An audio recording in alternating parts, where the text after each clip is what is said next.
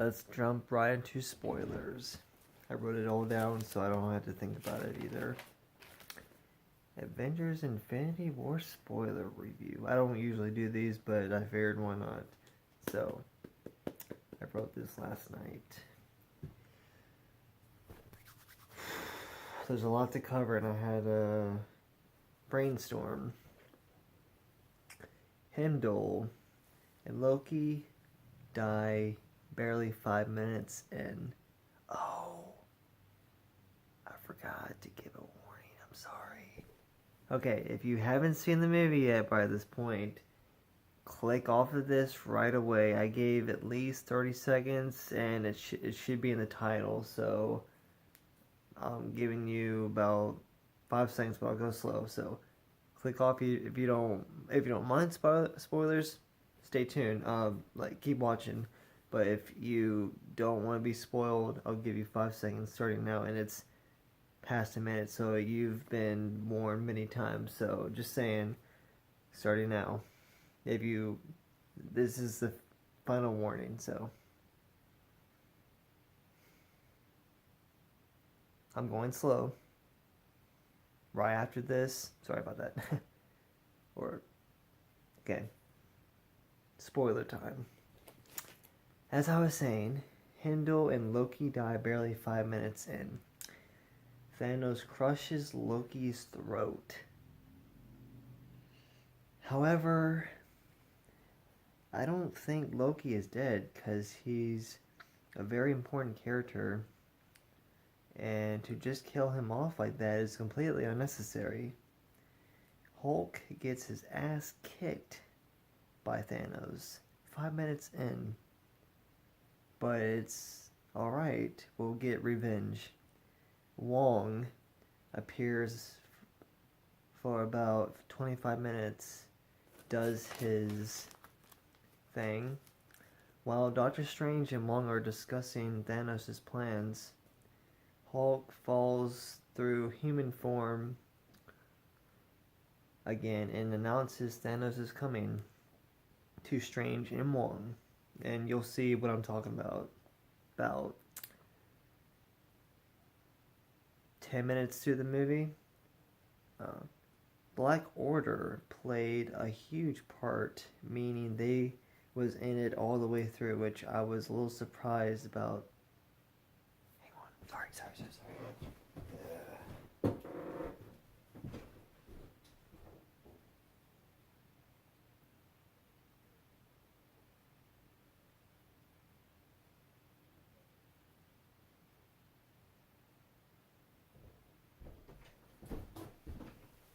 That was my neighbors. Okay. Sorry about that. Cool.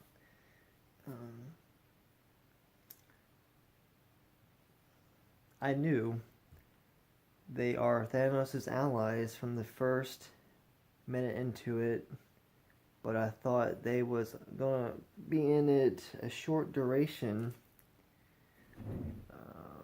Not the entire film, but damn, they was powerful just side by side, despite Thanos fighting the Avengers. Not that the Avengers aren't strong enough, but the Black Order really proved themselves big time.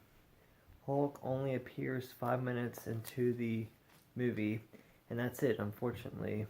And trust me, Mark tries numerous times, attempts to transform into Hulk, of course, but doesn't seek victory. Very funny. As we all probably knew, Spider-Man's best, Ned, only appears hardly 3 minutes. This is where I got goosebumps. Goosebump butterflies. Because Spider-Man is thousands of feet in the air, almost the galaxy, with help of Iron Man. Let me mention Mrs. Pepper Potts, is only in this for about 5 minutes. And no, she's not in the post-credit scene. Hopefully appears in the sequel. And Iron Man had their late date dinner. Unfortunately, I can't quite remember exactly scene for scene what happens next as I'm writing this, but I'm doing my very best. God. This is almost 3 hours long, so forgive me. Wait, is it? Okay. Right after this, I'm gonna hop on Ant-Man and the Wasp official trailer, I think it's called, and Teen Titans Go. Can't wait. Sarcasm and not sarcasm. I thought while Wong was in the picture, the teamwork him, Mark, and Iron Man and Strange did together against Black Order, and just that vibe it gave off was so well done. I couldn't have asked for a better performance. They collapsed very well. Strange's powers were so neat, as I've said in my previous vid. Guardians get a hold of Thor, and Rocket Raccoon gives an eyeball that he stole from a dude and snuck it into, and it was weird, funny, and neat seeing place the eyeball into his socket. The emotional storytelling from Thanos and Gamora point of view was well done, visually stunning. Of all the unique, special, extraordinary locations being shown were quite the treat. Vision didn't do a damn thing except be maintained through the film because his yellow Infinity Stone was broke, but yet Thanos still obtained it through the last bit of the film where the fight ends off. I thought the individual small teams was a neat idea and fun to see. Although with the help of Shuri and Scarlet, I can't make that up. Vision was able to self-destruct, causing Thanos' gauntlet with help of Thanos as well to defeat Thanos. However, the gauntlet seemed broken, so Thanos got pissed and vanished somewhere else. Even though this all happens at the very end, and I've only talked about maybe a half hour of it, I'm talking about what happens that leads into these scenes. Scarlet and Vision, as well, Gamora and Star-Lord have a romance moment. They sort of get their asses beat hard by Black Order and some Thanos. The real fight in Wakanda was epic as fuck to watch for a half hour, as well as Strange, Star-Lord, Mantis, Iron Man, Spider-Man, technically Nebula, and Drax against Thanos. They really came through and pulled it off nicely, but Thanos still got victory because of one tiny mistake. Peter Dinklage surprisingly is in this film to help Thor alongside Rocket and Groot. Gamora dies.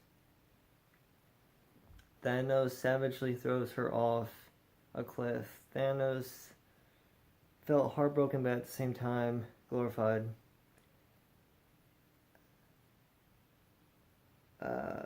He's the part that shot me in suspicion towards the end. Majority of everybody disappeared. Dark black chrome dust and floated away. I need to hurry this up.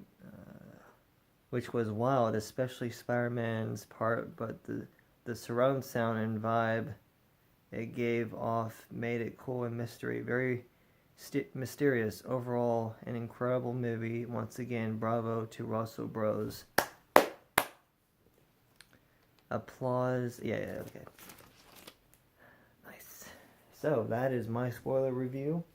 Once again, check it out. It is an incredible film, masterpiece. one of Marvel's best films. I'm gonna hopefully see it again, second time, and then maybe a third time to really process it. But it was so damn good.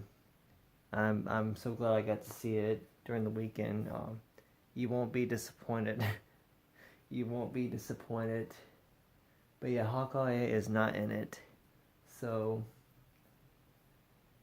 man, what a film, dude. You like it, do all of that, like, sub, share.